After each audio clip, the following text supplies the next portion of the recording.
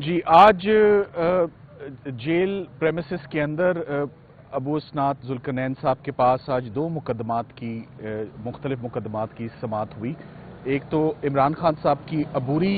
ज़मानत थी 3 मुकदमात में, जो कि इस्लामाबाद हाई कोर्ट ने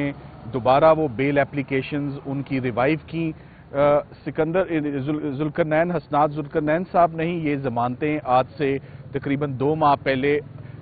इमरान खान साहब के पेश ना होने पर डिसमिस की थी, जिसे इस्लामाबाद हाई कोर्ट के डिवीजनल बेंच ने उन 3 मुकदमात को बहाल किया और आज उन तीनों अबूरी ज़मानतों पे, जो कि दहशत गर्दी के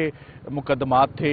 और उस पर बेसिकली इल्ज़ाम ये था कि इस्लामाबाद के मुख्तलिफ हिस्सों में इमरान खान साहब की इंस्टिगेशन पर, इमरान खान साहब के एहकामात पे और उनके एक वीडियो जो वायरल हुई उसके नतीजे में मुख्तलिफ वाक़यात जो रूनुमा हुए, उसके लिए इमरान खान साहब पर 109 इमा का इल्ज़ाम था। इसमें अफसोस की बात यह है कि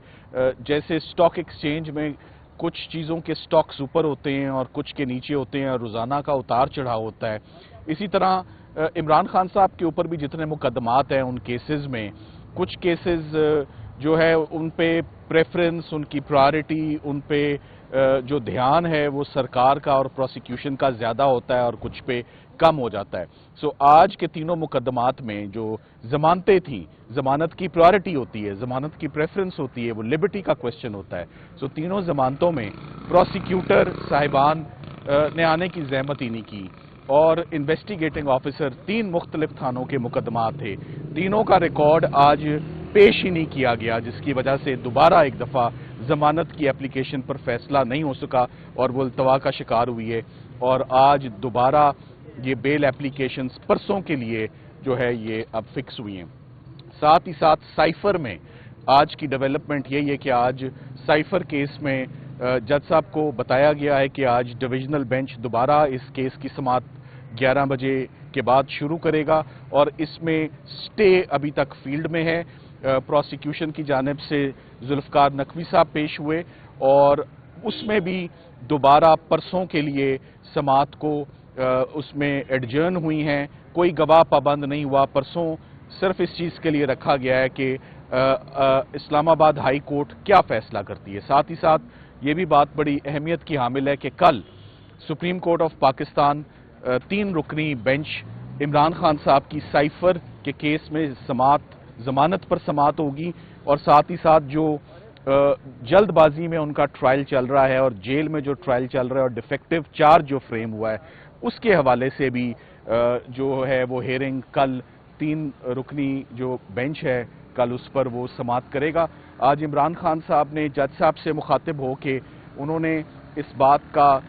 अपने कंसर्न का और अपना फ्रस्ट्रेशन का इजहार किया कि मेरी जमानतों पे आप फैसले क्यों नहीं फरमा रहे। 4 महीनों से ये पर्चे दर्ज हैं, बहसें इन पे हो चुकी हैं, रिकॉर्ड नहीं आ रहा है इनमें, प्रोसिक्यूटर्स नहीं आ रहे। सो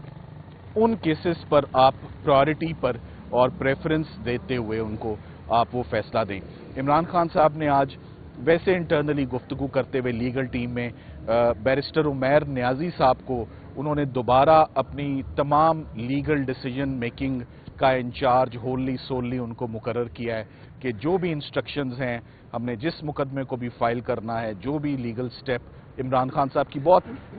जामे एक लीगल टीम है, उन सब को अहकामात, उन सब को हदायत उमैर नियाजी साहब देंगे। ये भी आज इमरान खान साहब ने क्लैरिफाई किया है कि फ्यूचर में कोई भी ऐसा